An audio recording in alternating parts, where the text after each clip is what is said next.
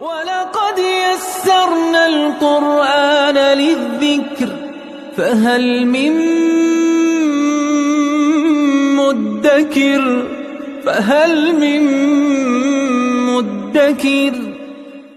اعوذ باللہ من الشیطان الرجیم بسم اللہ الرحمن الرحیم الحمد للہ رب العالمین وصلی اللہ علی سیدنا و نبینا بالقاسم المصطفى محمد وعلى آلہ الطیبین الطاہرین المعصومین اما بعد اعوذ باللہ من الشیطان الرجیم والذین ينفقون اموالهم رئاء الناس ولا يؤمنون بالله ولا باليوم الآخر ومن يكن الشيطان له قرينا فساء قرينا صدق اللہ العلی العظیم۔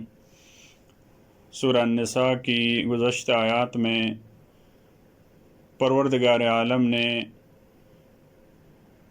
دو بری صفات کا تذکرہ کیا۔ فرمایا بعض افراد مختال اور فخور ہوتے ہیں، وہ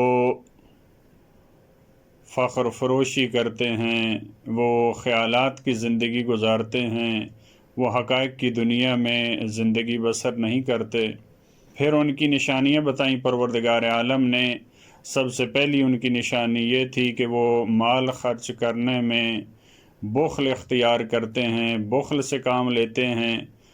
فقط خود بخیل نہیں ہوتے بلکہ دوسروں کو یأمرون الناس بالبخل، دوسرے لوگوں کو کہتے ہیں کہ آپ انفاق کیوں کرتے ہیں، آپ خرچ کیوں کرتے ہیں۔ اب اس آیت میں آیت نمبر 38 میں پروردگار عالم نے ان افراد کی ایک اور بری صفت بیان کی ہے کہ وہ اگر انفاق کرتے ہیں تو دکھاوے کا انفاق ہے، لوگوں کو دکھانے کے لیے، تاکہ لوگ ہماری تحسین کریں، لوگ ہماری تعریف کریں۔ لہٰذا فرمایا والذین ينفقون اموالهم، فرمایا وہ افراد جو مال کو خرچ کرتے ہیں رئاء الناس، لوگوں کو دکھانے کے لیے۔ رئاء الناس وہی ریاکاری ہے، تاکہ لوگ دیکھیں، لوگ ان کی تعریف کریں۔ ولا یؤمنون باللہ ولا بالیوم الآخر، ان افراد کی مشکل کیا ہے؟ یہ اللہ کے لیے انفاق کیوں نہیں کرتے؟ لوگوں کو دکھانے کے لیے انفاق کیوں ہوتا ہے؟ اس کی وجہ اور علت کو بیان کیا جا رہا ہے۔ فرمایا اس کی وجہ یہ ہے کہ ان کا اللہ پہ ایمان نہیں ہے، ان کا آخرت پہ ایمان نہیں ہے۔ اللہ پہ ایمان نہیں ہے، اسی وجہ سے یہ چاہتے ہیں کہ لوگ دیکھیں۔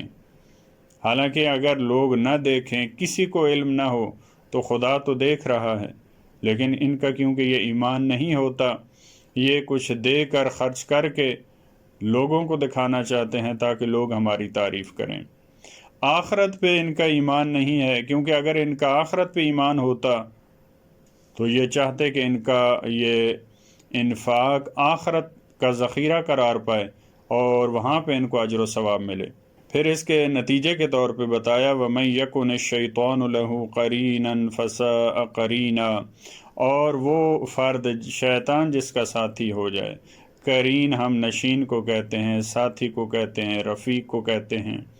وہ فرد جس کا ساتھی اور قرین شیطان ہو جائے فَسَاءَ قَرِينًا، تو وہ بہت برا ساتھی ہے، وہ بہت برا ہمدم ہے، وہ بہت برا ہم نشین ہے، کیونکہ وہ تو ایسی چیزوں کا حکم دے گا، وہ ایسی چیزیں انسان کے ذہن میں ڈالے گا، ایسے وسوسے کرے گا کہ انسان سارے کام لوگوں کے لیے کرے، اللہ کے لیے کوئی کام نہ کرے۔ اس کے بعد والی آیت میں فرمایا وَمَاذَا عَلَيْهِمْ لَوْ آمَنُوا بِاللَّهِ وَالْيَوْمِ الْآخِرِ، فرمایا کیا ان کا نقصان ہوتا، انہیں کیا ہو جاتا اگر وہ اللہ پہ ایمان لاتے اور آخرت پہ ایمان لاتے۔ کیونکہ گزشتہ آیت میں فرمایا کہ ان کا اللہ پہ ایمان نہیں ہے، ان کا آخرت پہ ایمان نہیں ہے، اس وجہ سے ان کا انفاق ریاکارانہ انفاق ہے۔ تو یہاں پہ پروردگار عالم ان کی سرزنش کے طور پہ، ایک حسرت اور افسوس کے طور پہ اس لہجے میں پروردگار عالم فرما رہا ہے اگر وہ اللہ پہ ایمان لاتے، اگر وہ آخرت پہ ایمان لاتے تو ان کا کیا نقصان ہوتا، ان کا کیا بگڑ جاتا۔ وَأَنفَقُوا مِمَّا رَزَقَهُمُ اللَّهُ، اور اس میں سے انفاق کرتے جو اللہ نے ان کو عطا کیا ہے، جو اللہ نے ان کو دے رکھا ہے. کیونکہ اس سے پہلے والی آیات میں فرمایا تھا وہ بخل سے کام لیتے ہیں، تو اس آیت میں اس کو بھی ٹچ کیا ہے. دونوں کام، ایک مرحلے میں وہ بخیل ہیں، دوسرے مرحلے میں انفاق کرتے ہیں تو لوگوں کے لیے. تو وہ مرحلہ جس میں لوگوں کے لیے انفاق ہے، ریاکارانہ انفاق ہے، وہاں پہ فرمایا اگر وہ اللہ پہ ایمان لاتے، آخرت پہ ایمان لاتے تو ان کا کیا نقصان ہوتا. اور وہ مرحلہ جس میں وہ انفاق نہیں کرتے، فرمایا اور اگر وہ جو اللہ نے ان کو عطا کیا ہے، ان کی اپنی محنت نہیں ہے، ان کی اپنی کمائی نہیں ہے، اگر وہ خرچ کرتے تو ان کا کیا نقصان ہوتا. وَكَانَ اللَّهُ بِهِمْ عَلِيمًا، اور اللہ ان سے آشنا ہے، ان کے کاموں سے.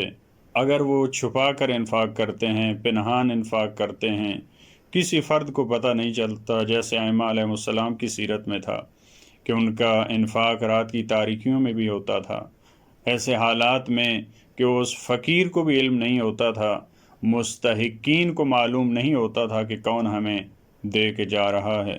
لہذا اگر انسان اس طرح سے انفاق کرتا ہے تو اللہ تو علیم ہے، اس کو تو اجالے کی ضرورت نہیں ہے، اس کو تو آپ کے لوگوں کے سامنے انفاق کرنے کی ضرورت نہیں ہے. جتنا آپ پنہان سے پنہان انفاق کرتے ہیں اس کو علم ہے.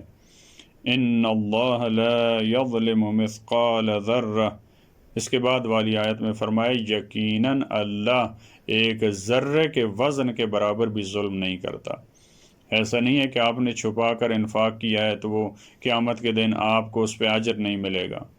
اگر آپ کا ذرہ برابر ہے تب بھی پروردگار اس کو ضائع کرنے والا نہیں ہے. مثقال، ثقل، ثقالین، سنگینی اور بھاری پن کو کہتے ہیں. مثقال ہر وہ چیز جس سے کسی چیز کا وزن کیا جاتا ہے. یہاں پہ جو فرمایا مثقال ذرۃ، سب سے چھوٹی چیز. بعض نے کہا ہے کہ جب آفتاب ایک کمرے میں پڑتا ہے تو وہ روشنی میں جو چھوٹے ذرات معلق ہوا میں نظر آتے ہیں ان کو ذرہ کہتے ہیں.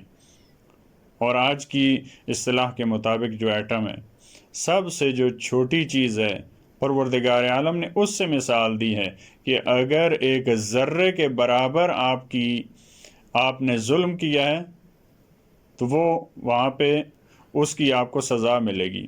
اگر ایک ذرہ برابر آپ نے نیکی کی ہے، جیسے دوسری بعض آیات میں فرمایا کہ اگر کوئی ذرہ برابر نیکی کرتا ہے تو اس کو دیکھے گا، ذرہ برابر برائی کرتا ہے تو اس کو دیکھے گا.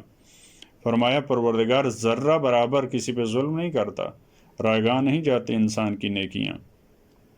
بلکہ ایک اور مرحلے میں وَإِن تَكُ حَسَنَةً يُضَاعِفْهَا، اگر وہ نیکی ہے ذرہ برابر تو پروردگار عالم اس کو کئی گنا کر دیتا ہے، اس کو بڑھا دیتا ہے، اس کی پرورش کرتا ہے. وہ ایک نیکی کرتا ہے، وہ اس کا 7 گنا، 70 گنا، 700 گنا پروردگار عالم اس کو اجر دیتا ہے. وَيُؤْتِ مِن لَّدُنْهُ أَجْرًا عَظِيمًا، اور پروردگار اپنے ہاں سے اس پہ بہت بڑا اجر دینے والا ہے. ایسا نہیں ہے کہ انسان اگر انفاق کرتا ہے، ایسا انفاق ہے جس کا کسی کو علم نہیں ہے تو وہ اس کا رائگاں جائے گا، بلکہ کسی پر وہ ذرہ برابر. دیکھیں اگر کسی کا ذرہ برابر انفاق اور نیکی ضائع جائے تو اس کا مطلب ہے ایک ذرہ برابر اس پہ ظلم ہوا ہے. حالانکہ پروردگار عالم فرمایا کہ ذرہ برابر کسی پہ ظلم نہیں کرتا. پروردگار ہمیں توفیق دے، ہمارے انفاق، ہماری نیکیاں اللہ کے لیے ہوں اور لوگوں کے دکھانے کے لیے نہ ہوں. اللہم صل علی محمد و آل محمد وعجل فرجہم.